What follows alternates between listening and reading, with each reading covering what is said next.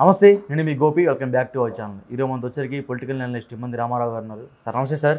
నమస్తే బాబు. ఆంధ్రప్రదేశ్లో ఈ వాలంటరీ వ్యవస్థ అనేది ఒక ప్రశ్నార్థకంగా మారిపోయింది. సో అసలు ఈ వాలంటరీ వ్యవస్థ ఇంకా రాబోయే రోజుల్లో దీన్ని మనుగడలో ఉంటుందా, లేకపోతే నిలిపేస్తారా? అంటే ఇక్కడ వాలంటీర్ వ్యవస్థని కొనసాగించకపోయినట్టయితే ఒక ప్రమాదం, కొనసాగిస్తే ఒక ప్రమాదం. ఒకవేళ వాలంటరీ వ్యవస్థ వాళ్ళందరూ ఇప్పుడు ఈ ఆర్థిక ఇబ్బందుల్లో ఇరుక్కున్నారు, వాళ్ళ జీవితాలు ఏమవుతాయి అన్నది ఒక ప్రశ్న. మరి ఇదే వాలంటీర్స్ని పెట్టినట్టయితే అంతకుముందు చేసిన అఘాయిత్యాలు, అంతకుముందు చేసినటువంటి కొన్ని ఆర్థిక లబ్ధి చేకూరే విధంగా వాళ్ళు ప్రవర్తించడాలు అన్నీ ప్రశ్నార్థకంగా ఉన్నాయి. పెన్షన్ ఇస్తే 100 రూపాయలు తీసుకునేవారు, తెల్ల కార్డుకి 50, డ్వాక్రా రుణాలకి 1000, ఏదో బాటా రేట్లాగా పెట్టేసుకున్నారన్నమాట. కొంతమంది ఒంటరిగా ఉన్న మహిళల్ని ఏదైనా అఘాయిత్యం చేయడం. ఆ రోజు వైసీపీలో ఉంటే ఎవరికి కూడా అసలు అట్లా వాలంటీర్లు కూడా అది ఒంటరిగా ఉన్న అమ్మాయిలు కానీ లేకపోతే ముసలాలను కూడా రేపు చేశారంట. అదే ఆ రోజు వాలంటీర్లు కాదు, వాలంటీర్లు అంటే అక్కడ ఒక ట్రంప్ కార్డులు అన్నమాట. వాళ్ళు ఏమైనా చేయగలరు.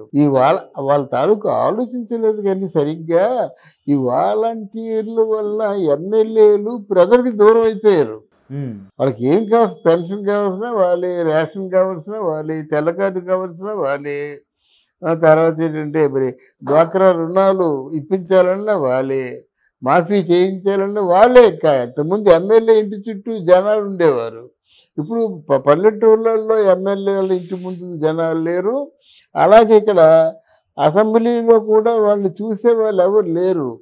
ఊరకనే గెలిచారు తప్ప వాళ్ళు చూసేవాళ్ళు ఎవరు లేరు. అది పరిస్థితి. ఇప్పుడు ఒకవేళ లేకపోయినట్టు ఇంతమంది పొట్టగొట్టాడు, ఇంతమందికి అన్నం పెట్టాననే ప్రశ్న వస్తుంది. దానికి మొత్తానికి ఆయన చంద్రబాబు నాయుడు కొంచెం తెలివిగానే ఆలోచించి వాలంటీర్లు ఎవరికి కూడా అన్యాయం చేయము. అంటే ఇంతకుముందు కంటే ఇప్పుడు శిక్షలు మాత్రం డెఫినెట్గా కఠినంగా ఉంటాయి. ఎందుకంటే దానికి అనుకూలమైన ఒక లేడీ దొరికింది, వంగలపూడి అనిత. తనకు కూడా ఆ డ్యూటీ మీద ఒక ప్యాషన్ ఉంది, కష్టపడుతుంది.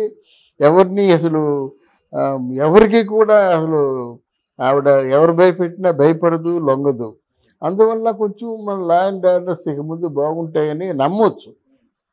ఇప్పుడు అంటే ఆ వాలంటీర్స్ తర్వాత కూడా మన అంటే కూటమి వాళ్ళు ఉద్యోగాలు ఇచ్చిన తర్వాత కూడా ఇంతకు ముందులా పప్పులు ఉడకవు. ఇది మళ్ళీ ఈ రూట్ మారుస్తారు. అక్కడ సంబంధిత ఎమ్మెల్యేని కనుక్కోమనే రాస్తారన్నమాట. మీరు ఎంతవరకు పోస్ట్మెన్ డ్యూటీ చేయండి, పవర్స్ మాత్రం ఫుల్ ఎమ్మెల్యేకే ఇస్తారన్నమాట. అందరూ గొడవ పెట్టేస్తున్నారు. ఎందుకు మేము గెలిచామండి, మీరేదో 3-4 ఆప్యాయతగా ఉండి మిగతా వాళ్ళందరినీ తృణీకరించినట్టయితే మేమేం చెప్తాం అని పెద్ద గొడవ పెడుతున్నారు. ప్రజలకి మాకు ఇంటరాక్షన్ ఉండాలి కదా. 5 సంవత్సరాలు అవుతుంది మా ప్రజలు చూసి, మాకు ఎందుకు ఓటేస్తారు అని అడుగుతున్నారు అన్నమాట. అది ఇదే వీళ్ళకి కూడా వర్తిస్తుంది కదా.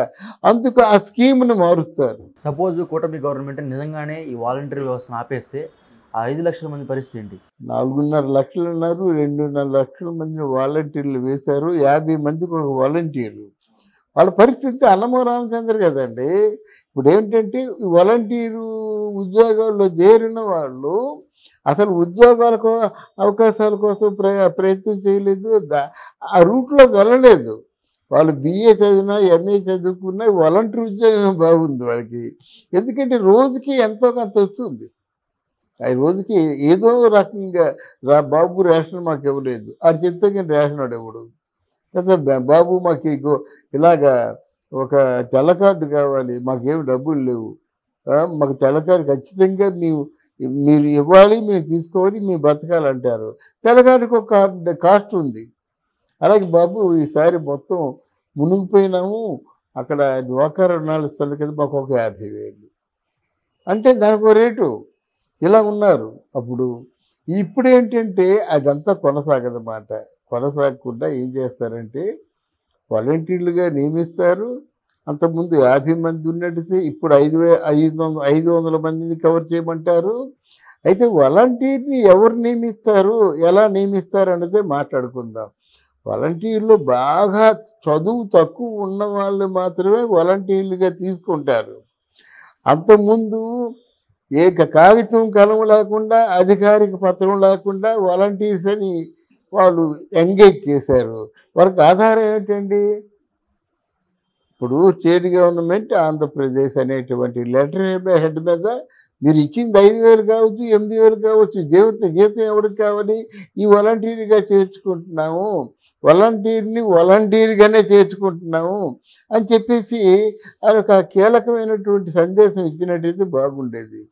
ఏదైతే గొప్ప గొప్ప ప్రామిసులు చేశారు, లాస్ట్కి చివరికి కరివేపాకుల్లో తీసేశారు. అంటే 2 నెలల ముందే వాళ్ళని తీసేయడం జరిగింది, ఫోన్లు తీసుకోవడం జరిగింది, మొత్తం ఇన్ఫర్మేషన్ అంతా తీసుకోవడం జరిగింది అన్నమాట. ఇప్పుడు అతి తక్కువ చదువున్న వాళ్ళు వాలంటీర్లు, ఎక్కువ చదువున్న వాళ్ళకేమో స్కిల్ డెవలప్మెంట్లో టెస్ట్ పెడుతున్నారు. వాళ్ళలో మెరిట్ ఉన్నట్టయితే వాళ్ళకి ఎంతమంది మెరిట్ ఉంటే అంతమందికి ఉద్యోగాలు ఇస్తున్నారు. ఇప్పుడు ఆంధ్రదేశంలో ఉద్యోగాలకి కొరవ లేదండి. ఇప్పుడు మీకు భోగాపురం దగ్గర ఇది ఇంటర్నేషనల్ ఎయిర్పోర్ట్ కడుతున్నారు. 10-20 రోజుల ముందు అది మామూలుగా ఫ్లాట్గా నేల. ఇప్పుడు మొత్తం అంతా వాళ్ళు మన ఐరన్తో మొత్తం అంతా ఫ్లోర్ వేసేసారు, సైడ్ వాల్స్ కట్టేశాడు, ఫోటో కూడా ఉంది.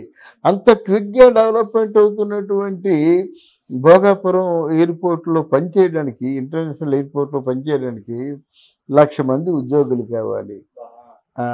1,00,000 మంది ఉద్యోగులు. ఎందుకంటే ఇక్కడ విశాఖపట్నం, విజయనగరం, శ్రీకాకుళం ఈ 3 జిల్లాల్ని కలుపుతున్నాడు. అలాగే అక్కడ మన పిఠాపురం దగ్గర నుంచి తుని, పిఠాపురం, కాకినాడ, రాజమండ్రి ఆ 4 జిల్లాల్ని కలుపుతున్నాడు అన్నమాట. ఇలాగా ఆయన ప్లాన్ చేసుకుంటున్నారు మన చంద్రబాబు నాయుడు గారు. అందువల్ల మెరిట్ ఉంటేనే తీసుకుంటారు, మెరిట్ ఉన్న వాళ్ళు మాత్రం ఉపయోగిస్తారు. అనామత్తు ఖాతాల కింద వీళ్ళందరినీ తీసుకోవడం, పంపించేయడం జరగదు.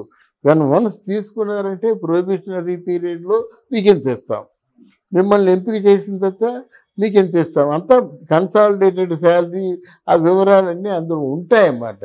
అలా ఉంటేనే వాళ్ళు వాలంటీర్స్ని తీసుకోవడం జరుగుతుంది. తప్ప మంచిదే కదా అది. వాళ్ళు సమర్థులైతేనే తీసుకుంటారు. అంటే మరి కొంతమంది వాలంటీర్లు రిజైన్ చేశారు, సో వాళ్ళ పరిస్థితి ఏంటి?